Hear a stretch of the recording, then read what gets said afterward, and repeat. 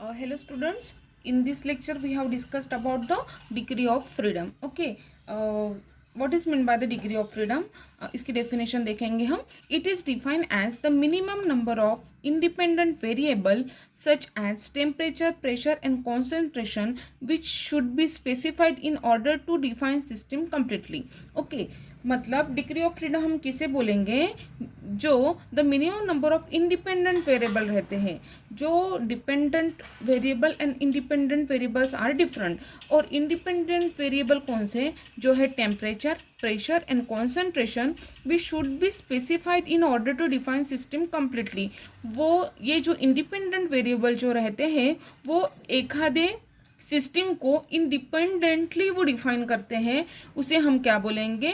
Degree of freedom. Okay, then degree of freedom is denoted by F. Okay, now for example, state of pure gas can be specified by two variables, P and T. P means pressure and T means the temperature, or P and V, that is the pressure or the volume.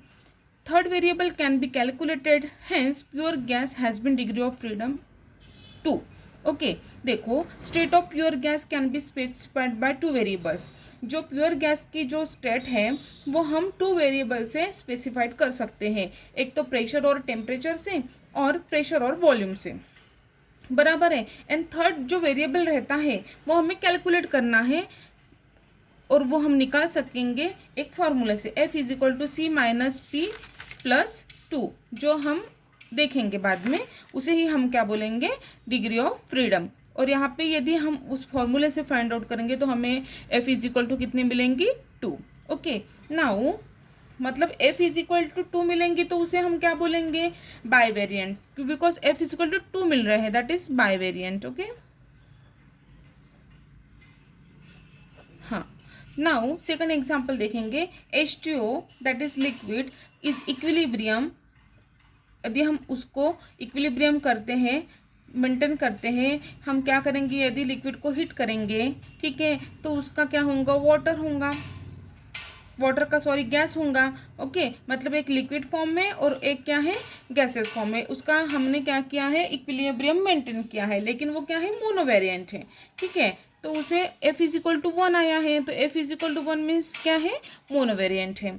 ठीक है, मतलब 2 आया तो मोनोवेरिएंट, 1 आया तो 2 आया तो by variant, 1 आया तो मोनोवेरिएंट एंड 3 आया तो ट्राई वेरिएंट. ओके, और गैसेस मिक्सचर से N2 and O2 gases is completely defined when 3 variables.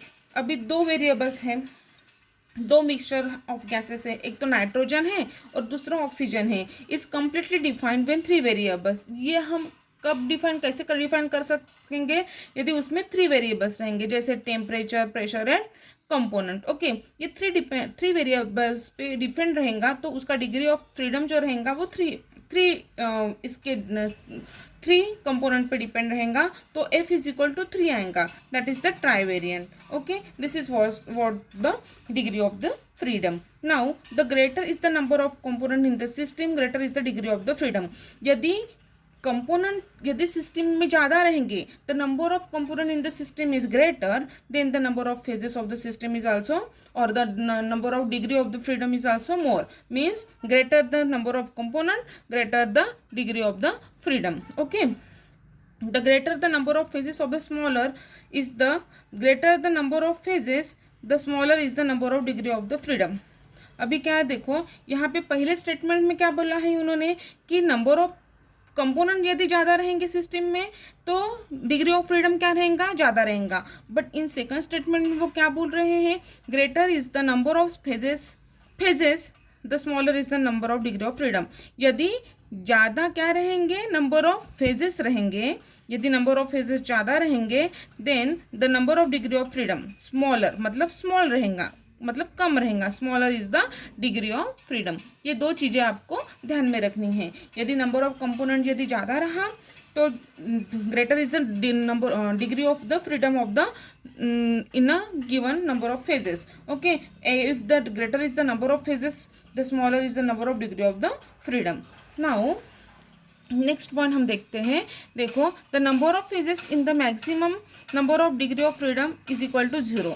यदि number of phases is maximum रहे, क्या मैक्सिमम रहे, number of phases is maximum, number phases जो रहते हैं सॉलिड लिक्विड और गैसेस ये फेज रहते हैं, यदि वो ज़्यादा रहे तो number of degree of freedom क्या रहेगा, 0 रहेगा for a given number of the component. Okay, for one component system P is equal to 3, यदि वन कंपोनेंट सिस्टम होगा तो P इज इक्वल टू क्या हुआ 3 रहेगा, टू कंपोनेंट सिस्टम रहा तो P इज इक्वल टू 4 रहेगा, और 3 कंपोनेंट सिस्टम रहा तो P is equal to 5। P means that is the number of the phases. यदि वन कंपोनेंट सिस्टम रहे तो उसमें कितने फेजेस रहेंगे, 3 फेजेस रहेंगे। टू कंपोनेंट सिस्टम रहेंगी तब उसमें कितने रहेंगे फेजेस, 4 रहेंगे। एंड 3 कंपोनेंट रही उसमें कितने फेजेस रहेंगे, 5। These are the what about the degree of the freedom। और हम आगे के लेक्चर में देखेंगे कि फेज डायग्राम निकालनी है तो one component system phase diagram है, two component system phase diagram है, 3 कंपोनेंट सिस्टम फेज डायग्राम है। उस सिस्टम में ये number of component of the system, जैसे मैंने यहाँ पे आपको बताया P इज इक्वल टू 3, तो वन कंपोनेंट सिस्टम में कितने फेजेस रहेंगे, 3 फेजेस रहेंगे, 2 में 4 रहेंगे, 3 में 5 रहेंगे। ये हम उसको डिटेल में देखेंगे। This is what about the degree of the freedom. Thank you.